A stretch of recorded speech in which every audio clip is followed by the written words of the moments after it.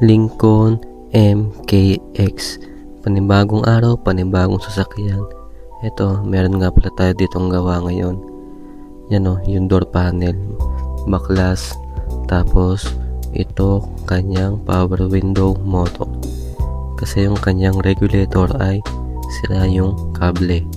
Kita nyo naman siya o, putol o, kaya hindi tumataas yung kanyang bintana. At ito pala yung luma. Tanggal ko na kasi siya agad.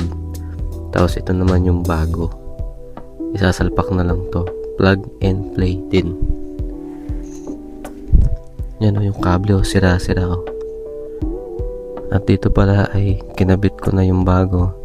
Hindi ko na lang pinakita sa inyo guys kasi medyo mahirap siyang ikabit. Ayan o, nilagyan ko ng grasa para smooth yung kanyang paggalaw ng mga kable-kable niya.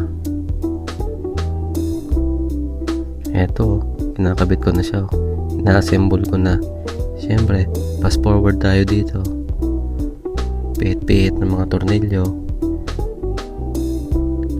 Kinabit ko pala dito muna ay yung kanyang power window motor. At dito pala nilagyan ko ng tape yung bintana. Siyempre, para hindi siya mahulog, para hindi siya mabasag. Nilagay ko na pala siya dito. Tapos nilagay yung speaker.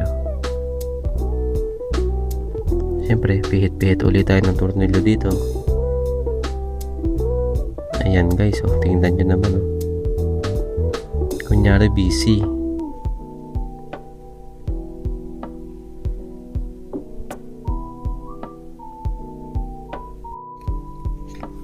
At siyempre, pagtapos natin makabit lahat ng tornilyo, kinabit ko na pala yung kanyang door panel.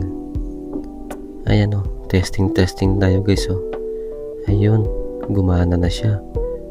Taas baba natin para sigurado tayong smooth yung kanyang pintana. Ayun lang, another JJ Works. Salamat!